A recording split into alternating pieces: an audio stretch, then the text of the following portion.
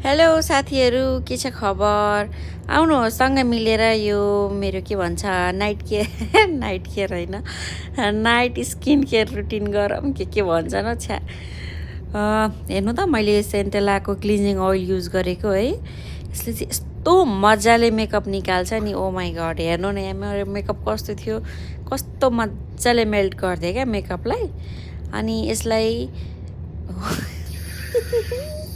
यसलाई वास गरेपछि चाहिँ मैले मेरो एकदमै धेरै एक्नीहरू छ क्या साथीहरू मेरो फेसमा।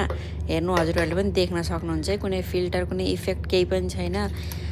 मैले चाहिँ सेराभीको एक्नी कन्ट्रोलवाला वाटर बेस के भन्छ फर्म क्लिन्जर गाजाउनेवाला क्या हो, त्यो क्लिन्जरले फेरि मुख धोएँ ओइल क्लिन्जर गरिसकेपछि।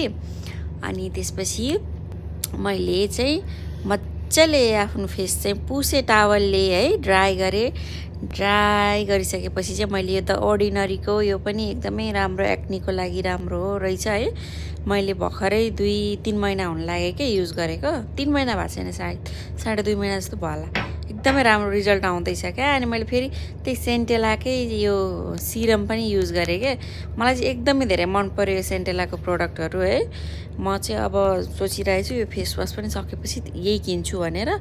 अनि मोइस्चराइजर चाहिँ मैले यो जोन्सनको यो रिसेन्टली युज गरेँ, यो मेरो फर्स्ट पर्चेज हो है। एकदमै धेरै राम्रो लाग्यो मलाई। यसले चाहिँ 24 घन्टासम्म स्किनलाई एकदम ड्राई हुन नदिँदो रहेछ क्या। एकदम राम्रो लाग्यो मलाई। अनि अहिले पनि नदेखाउने, एकदमै राम्रो ड्राई टु नर्मल स्किनलाई नै हुने रहेछ। अनि लास्टमा चाहिँ मैले यो हिमालयनको लिप बाम लगाएँ। लिप बाम नलगाए चाहिँ ओठ एकदमै धेरै फुट्छ क्या।